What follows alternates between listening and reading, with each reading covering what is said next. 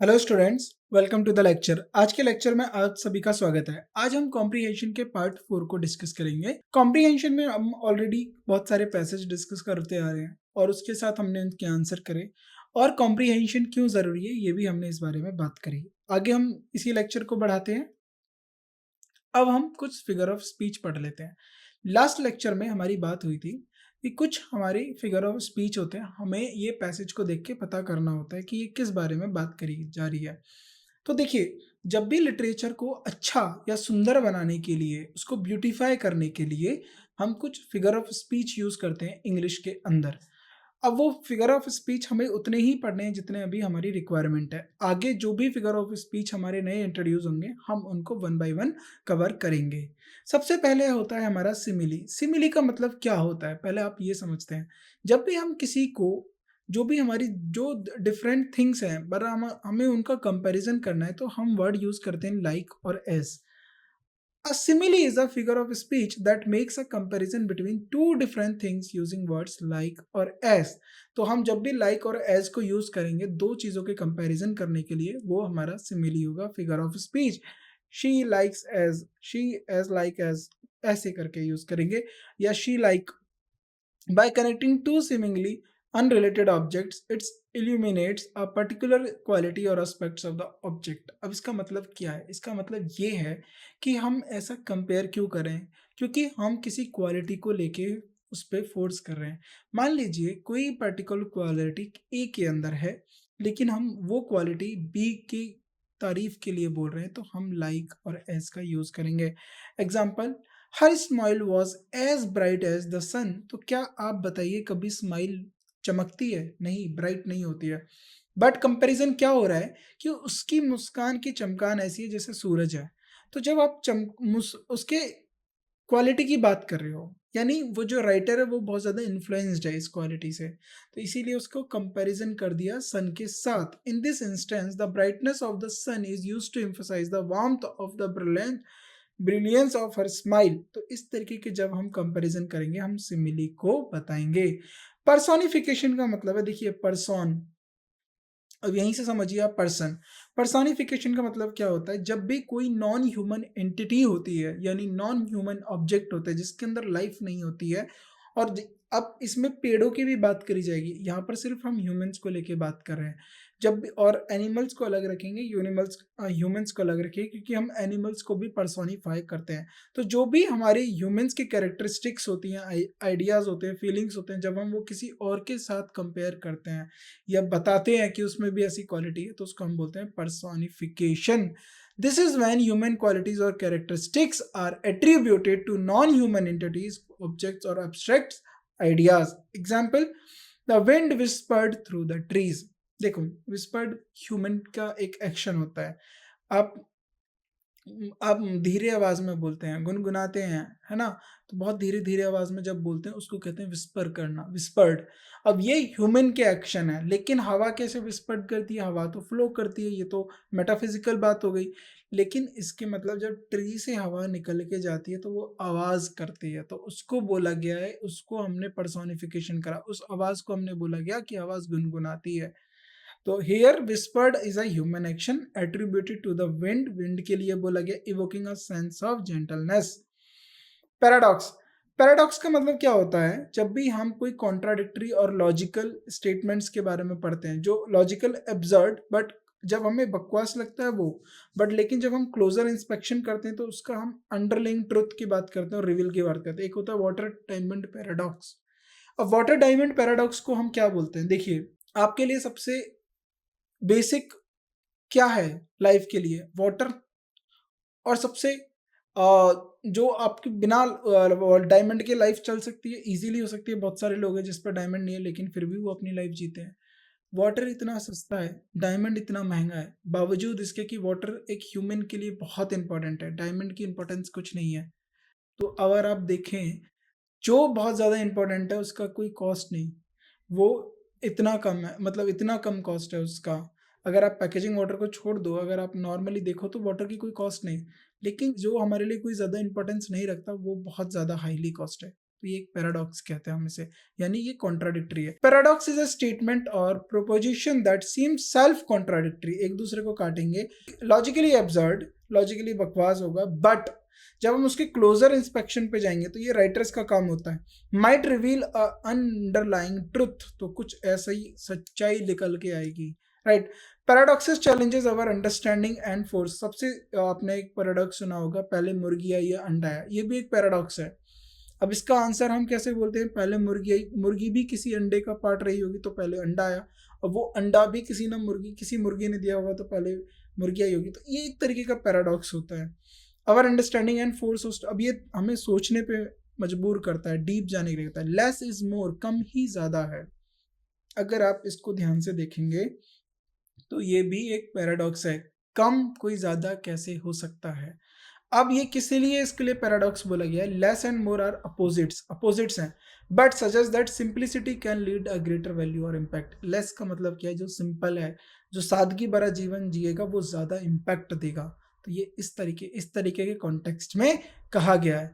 Metaphor का मतलब हमने लास्ट वाले पैसेज में पढ़ा था कि मेटाफर यूज होता है। Metaphor is a figure of speech that makes a direct comparison, हम किसका क्या कर रहे हैं, हम डायरेक्ट कंपैरिजन कर रहे हैं बिटवीन टू अनलाइक थिंग्स, जो दो चीजें अलग हैं, suggesting that they are alike in some way, वो किसी ना किसी वजह से, किसी ना किसी बात से जुड़ी हुई हैं।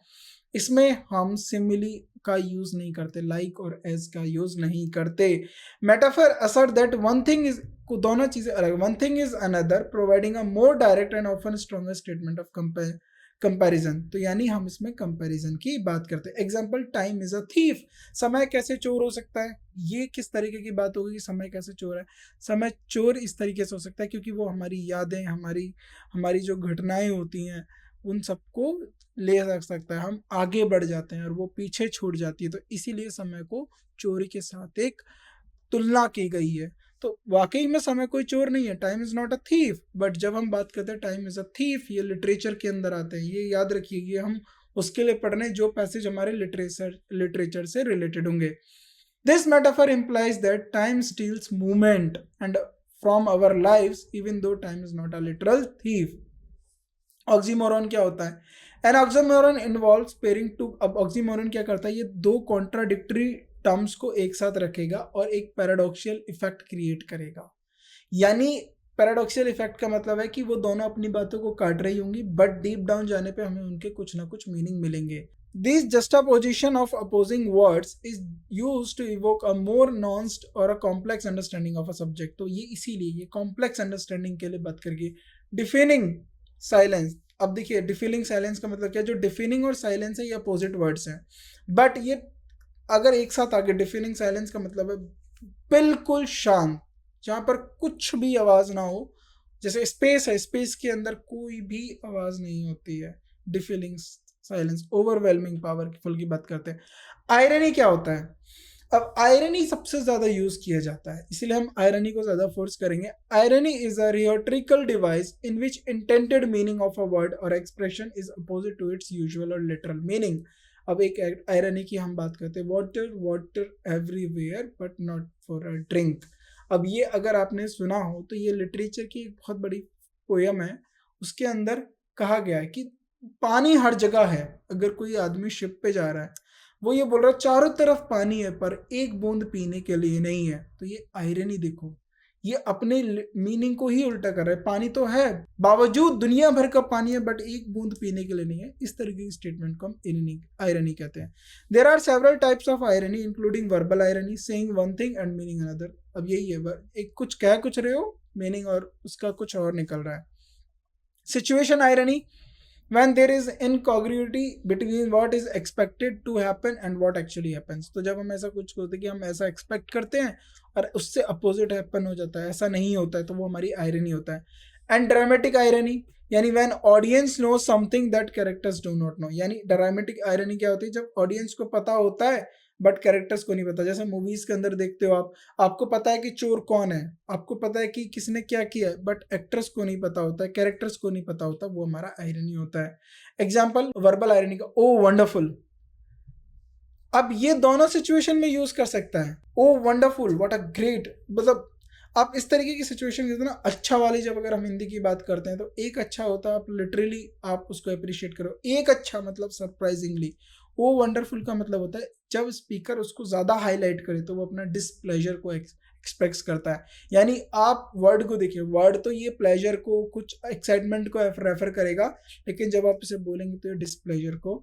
अब आप बोलते हैं ना कि मैंने ऐसा कर दिया, अरे बहुत अच्छा किया, इसका मतलब क्या है कि आप वो वर्ड के अकॉर्डिंग नहीं, आप अपनी भावनाओं की बात कर रहे हो कि वो उससे संतुष्ट नहीं है। तो आयरनी इस तरीके से, तो आपको ये याद रखना है, आयरनी है, ऑक्सीमोरॉन है, मेटाफोर है, पैराडॉक्स है, पर्सोनिफिकेशन है, सिमिली है। तो आप इनको याद रखेंगे और हम आगे बढ़ते हैं अपने पैसेज में। Stuck with the development dilemma, right. Dilemma मतलब आप सोच में पड़ जाते हैं, ये काम करूँ ना करूँ, करूँ ना करूँ, इस तरीके का एक डेलिमा होता है। तो जब आप हाँ या ना के बीच में फंस जाते हैं उसे हम डेलिमा कहते हैं। Stuck with the development dilemma, stay away from management courses. Seriously, one of the biggest complaints that organizations have about management courses is that they fail to impact the participants on the job behavior. अब वो बहुत ज़्यादा dilemma में फंस गया है। कैसे? कि स्टे जो मैनेजमेंट कोर्सेज हैं उससे दूर रहें। क्यों? क्योंकि वो seriously one of the biggest complaint, अब जो ऑर्गेनाइजेशन है उनकी क्या कंप्लेंट है, उनकी क्या कंप्लेंट होती है कि जो मैनेजमेंट कोर्सेज होते हैं वो फेल हो जाते हैं कि जो पार्टिसिपेंट्स हैं उनका जॉब के बिहेवियर को लेकर। Some management trainers stress the need for follow up and reinforcement on the job. Some go so far as briefing the participant managers on what behavior they should be reinforcing back on the job. तो कुछ तो इतना ज़्यादा brief करते हैं participant managers को कि हमें क्या चाहिए, हमें जॉब के बारे के बिहेवियर के लेकर बात करते हैं। Other include a follow up training day to review the progress of the participant. बहुत सारे लोग फॉलो अप ट्रेनिंग देते हैं कि पार्टिसिपेंट्स की प्रोग्रेस के बारे में बात करें। तो ये बेसिकली आप बात करें तो ये मैनेजमेंट और कॉर्पोरेट सेक्टर से रिलेटेड बात करी जा रही है इस पैराग्राफ के अंदर। आपको मोटा मोटा ये समझ में आ रहा है? आपको कोई नॉलेज है या नहीं कॉर्पोरेट की, इससे कोई लेना नहीं है हमारा, हमें सिर्फ इस पैसेज को समझना है। None of this is really going far enough, इनमें से कुछ भी ऐसा नहीं काम करेगा। The really problem is that course promoters view development as something which primarily take place in a classroom. तो प्रॉब्लम क्या है? The real problem is that जो कोर्स प्रमोटर्स हैं उनको इस व्यू ऑफ डेवलपमेंट रखना चाहिए कि जो प्राइमरली या जो हमारे क्लासरूम है उसमें काम करे। A course is an event and events are by definition limited in time. When you talk about follow-up after a course, it is seen as nice idea but not an essential part of participant development program. Follow-up का मतलब दोबारा repeat लेना program. Any rational, empowered individual should be able to take what has been learned in a course and transfer it to workplace as the argument goes. अब इसकी बात करिए, जो भी empowered individual है, जो भी जिसको ने जो भी सीखा है, उसको ये आना चाहिए कि जो उसने सीखा है कोर्स से, लर्न इन द कोर्स, और उसको ट्रांसफर करना चाहिए अपनी वर्क प्लेस पे, राइट। जो भी आपने कुछ सीखा है उसको इम्प्लाई करना चाहिए। Another negative aspect of the course mindset is that primarily developments is thought to be about skill acquisition। तो skill acquisition को लेकर बात करी गई है। So it is felt that the distinction between taking the course and behaving differently in the workplace parallels the distinction between skill acquisition and skill application। ये ऐसा महसूस किया गया distinction between जब कोर्स के लिए हम जो लेते हैं, द टेकिंग द कोर्स और बिहेविंग डिफरेंटली। जब आपने कोर्स लिया लेकिन वर्क प्लेस पे आप वैसा बिहेव नहीं कर रहे हो। डिस्टिंक्शन बिटवीन स्किल्स एक्वाइजेशन, आपने स्किल सीखी लेकिन स्किल एप्लीकेशंस नहीं है। But can such a sharp distinction be maintained? Skills are really acquired only in the context of applying them on the job. अब स्किल की बात हो रही है, स्किल्स आप कब एक्वायर्ड कर सकते हैं? जब आप जॉब के अप्लाई करने के बारे में हो। Finding them effective and therefore reinforcing them, उसको इफेक्टिव फाइंड करो और रीइंफोर्स मतलब उसको दोबारा जागृत करो। The problem with the courses is that they are events. मतलब कोर्सेज क्या है? इवेंट्स की तरह तो है, वो सिखाने पे ज्यादा नहीं है, वो इवेंट्स है, एक आ गया दूसरा आ जाएगा, इस तरीके से बात हो रही है। वाइल डेवलपमेंट इज एन, अब देखिए कोर्सेज इवेंट है, एक गया दूसरा आ गया, बट जो डेवलपमेंट है वो ऑन गोइंग प्रोसेस है, वो जो हमेशा चलता रहेगा, इन्वॉल्व होता रहेगा with in a complex environment, continual interaction. अब कैसे इन्वॉल्व होगा? एक कॉम्प्लेक्स इन्वायरमेंट के अंदर इंटरेक्शन होता रहेगा, रेगुलर फीडबैक मिलते रहेंगे और एडजस्टमेंट करते रहेंगे, तभी वो डेवलपमेंट इंक्रीज होगा।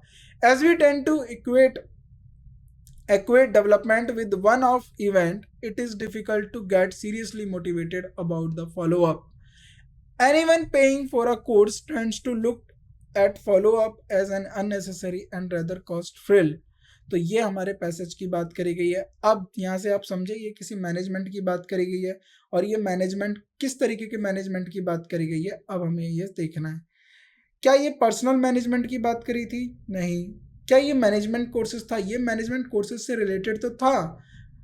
कोर्सेज प्रोमोटर्स एटीट्यूड, जो कोर्स को प्रमोट कर रहे हैं उनके एटीट्यूड की बात करी थी? नहीं, ये तो नहीं होगा। पर्सनल मैनेजमेंट भी नहीं होगा। डेवलपमेंट डेलिमा, यस, ये डेवलपमेंट डेलिमा की बात करी गई थी कि किस तरीके से कोर्सेज के अंदर डेवलपमेंट किया जाए, उस हाँ या ना में अटके हुए थे, तो 20 का आंसर होगा 2।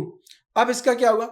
विच of the following statement is false? इनमें से कौन सी स्टेटमेंट गलत है? Some management trainers stress the need for follow up and reinforcement of the job, तो ये बिल्कुल सही था। अब ये कहां से सही होगा? अगर आप बात करें यहां पर, some management trainers stress need for follow up, बहुत सारे मैनेजमेंट ट्रेनर्स होते हैं और वो इस बात पे स्ट्रेस करते हैं कि वो फॉलो अप रीइंफोर्समेंट की जॉब के लिए बात करें।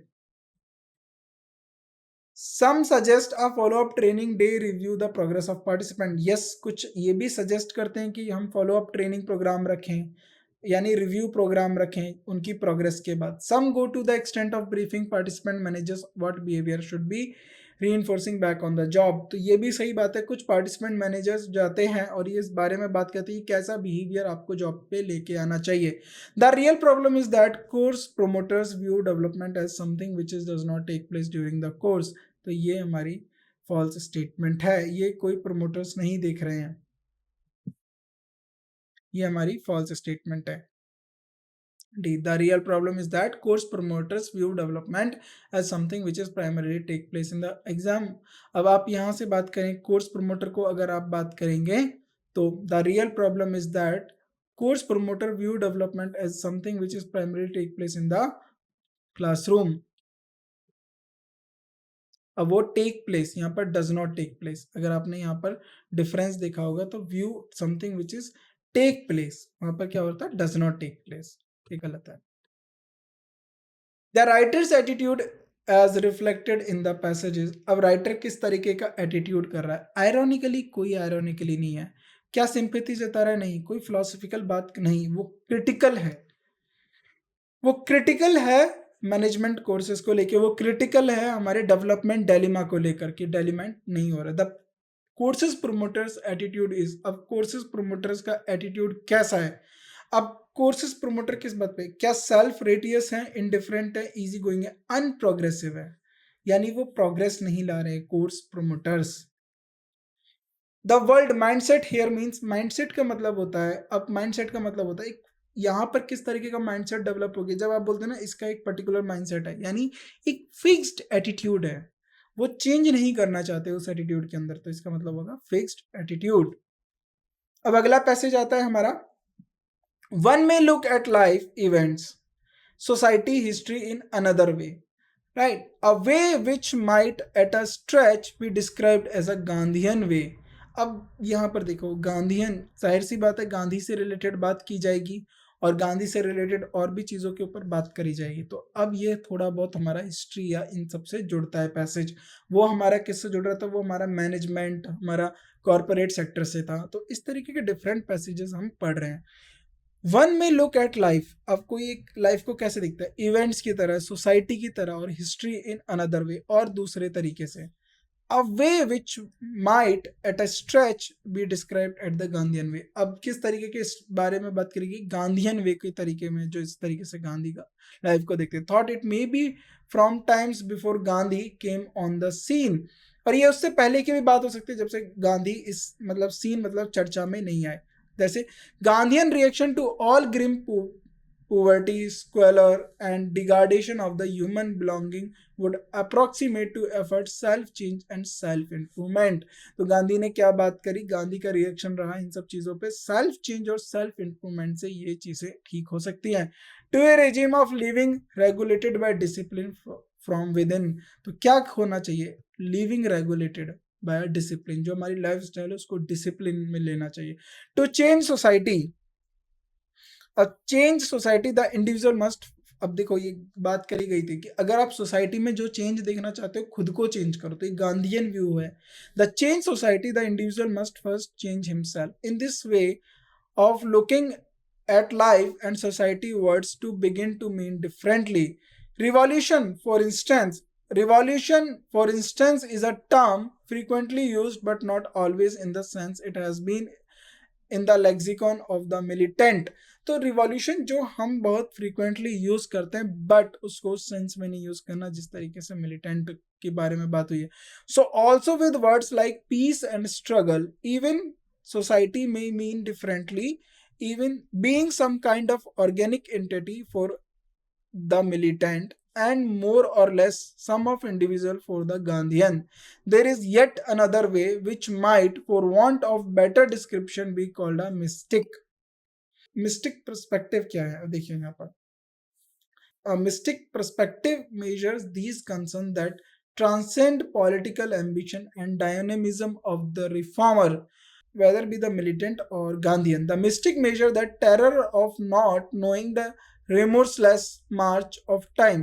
He seeks to know what was before birth and what comes after the death. ये जरूर पता होना चाहिए कि जन्म से पहले क्या था और मृत्यु के बाद क्या। This continued presence of death, of the conscious of death, of this consciousness of death sets his priorities and values. तो जो उसको इस मृत्यु की जो चिंता होगी ना उससे क्या होगा, ये किस बारे में ध्यान दे रही कि उसको वो the continuous presence of death और उसको डेथ के बारे में कॉन्शियसनेस होनी चाहिए, उससे क्या होगा, उसकी जो प्रायोरिटीज है उसकी वैल्यूज है वो सेट होंगी। मिलिटेंट एंड गांधीयंस किंग्स एंड प्रोहिट, देखिए यहाँ पर मिलिटेंट्स मतलब जो रिवॉल्यूशन की बात करते हैं जिनके इविल आइडियाज होते हैं, और गांधी भी जो बात करते हैं रिवॉल्यूशन और इन सब की, बट उनकी आइडियोलॉजी में डिफरेंस है। Kings and profits must leave all that they have built, वो सब यहीं छोड़ जाते हैं जो भी उन्होंने बनाया, all that they have unbuilt and depart when messenger of the buffalo riding Yama, देखो बफेलो राइडिंग यहाँ पर यार यमराज की बात कर रहे हैं, come out of the shadows, water will to water, dust to dust, यानी मृत्यु हो जाएगी, पानी पानी में मिल जाएगा, धूल धूल मिल जाएगी। Think of improvements, everything passes, हर चीज में। The Gandhi reaction of poverty, अब गांधी का रिएक्शन क्या पॉवर्टी पे, a total war on poverty, ऐसा कोई जिक्र नहीं किया गया है, ऐसा कोई जिक्र हुआ है, बिल्कुल ऐसा कोई जिक्र नहीं हुआ। Self discipline, self abnegation, a regulated distribution of wealth, ये भी कोई जिक्र नहीं हुआ। सेल्फ, हम दो वर्ड्स को देखें, इस तरीके का जिक्र हुआ है। अगर आप पैसेज में दोबारा जाएंगे तो गांधी क्या बात कर रहे हैं पॉवर्टी पे, गांधी बोल रहे हैं जो ये बहुत पॉवर्टी है, स्क्वेलर है, जो डिग्रेडेशन है ह्यूमन का, वो किस तरीके से ठीक हो सकता है, सेल्फ चेंज, सेल्फ इंप्रूवमेंट और सेल्फ डिसिप्लिन से। यहाँ पर आंसर होगा self discipline. According to the Gandhism, अब गांधीइज्म की बात हो रही, according to the Gandhism the individual who wants to change society, अगर जो इंडिविजुअल सोसाइटी में चेंज चाहता है उसको क्या करना चाहिए, उसको मस्ट चेंज हिमसेल्फ, खुद को चेंज करना चाहिए पहले। Who, according to the passage, finds new meaning of words like revolution, peace and struggle। तो अगर इसमें देखो, अगर आपने बात करी है तो कौन है जो हमारी, मतलब who according to the passage find new meaning किन वर्ड्स का, रिवॉल्यूशन का, पीस का, स्ट्रगल का। A Gandhian who believes in non-violent revolution, a militant, a mystic, a Gandhian who discipline himself from within। तो अगर आप इसको पैसेज को पढ़ेंगे दोबारा तो यहां से हमें मीनिंग पता चलेगा कि आप किसकी वर्ड की बात कर रहे हो, उनकी बारे में बात हो रही है जो अपने अंदर गांधीयन रखे हुए हैं, जो disciplines, who disciplines himself from with in, जो गांधीवाद को फॉलो करता है और जो अपने अंदर से खुद को डिसिप्लिन रखता है। The expression water will to water, dust to dust means, इस एक्सप्रेशन का मतलब क्या है? अब देखिए, इस तरीके का हमने बोला था मेटाफर होता है हमारा, इस तरीके की एक्सप्रेशन, यानी पानी से पानी मिल जाएगा, धूल से धूल मिल जाएगी जब इंसान चला जाएगा। The man will one day die and become death, the man will live and water become water after death, the man will become dust and water after the death। तो ये होगा कि जब इंसान मर जाएगा वो धूल मिट्टी बन जाएगा। तो यहाँ पर अगर हम देखेंगे तो all that they have built, जो भी उन्होंने बनाया है वो सब यहीं रखा रह जाएगा। all they have they built must leave all that they have built, और जो उन्होंने नहीं बनाया वो उनके साथ जाएगा। and depart when messenger, जब उन्हें गॉड के मैसेंजर बफेलो पर बैठ के लेने आएंगे परछाइयों से निकलकर। वाटर विल टू वाटर, अब मतलब अगर अच्छे डीड्स हैं तो अच्छे मिलेगा आपको, खराब डीड्स हैं तो खराब मिलेगा, इसका मतलब ये है metaphor. Water will to water, dust to dust, think of impermanence, everything passes. तो इसका मतलब आंसर होगा कि man will become dust and water after this, right. What does society mean to Gandhian? अब सोसाइटी, गांधीयन के लिए सोसाइटी क्या है? अब गांधीयन के लिए सोसाइटी क्या है? A sum of individual on an organic entity, a regime of living regulated by discipline from within, या फिर अ डिसिप्लिन सोशल कम्युनिटी। अगर आप गांधीयन के लिए सोसाइटी की बात करें तो यहाँ पर हमें पता चलेगा गांधीयन के लिए सोसाइटी क्या पर है। ठीक है, to change a society, our words become militant. The words even the society means may mean differently, being some kind of organic entity for the militant and more or less some individuals। देखो militant के लिए क्या, एक organic entity है, यानी organic entity है, और लेकिन गांधी के लिए क्या है, more or less some of individuals for Gandhian, कुछ लोगों के समूह, some of individuals for Gandhian. Gandhian के लिए क्या है, वो इंडिविजुअल्स का एक सम है, सम ऑफ इंडिविजुअल्स। तो जब भी हमारे हिस्ट्री, लिटरेचर, इन सब के पैसेज आते हैं और उसके साथ हमारे राइटर्स का व्यू आता है, तो आप थोड़ा टाइम लगाइए, पैसेज को गो थ्रू करिए, क्योंकि आंसर इतना सिंपल नहीं होता है। इस पैसेज में तो भी हमें आंसर्स दिख रहे थे, तो जब भी इसमें बात करी जा रही है इस पैसेज के अंदर, तो आपको एक ओवरऑल आइडिया हुआ है इस पैसेज के अंदर गांधीयन व्यू को बात करी जा रही है, मिलिटेंट के व्यू को बात करी जा रही है, और जो दूसरे व्यू, मिस्टिक व्यू को लेके बात करी जा रही है, और लास्ट में क्या बोला है कि हमें किस पे ध्यान देना चाहिए, हमें ध्यान देना चाहिए अपने डीड्स पर, यानी अपने वर्क पे, अपने कामों पे, अपने कर्म पे, क्योंकि बाद में जैसा है वैसा हो जाएगा। तो इस लेक्चर को हम यहीं फिनिश करते हैं टिल दैट, उसके बाद हम अगले लेक्चर में मिलेंगे और पैसेज प्रैक्टिस करेंगे। Thank you so much.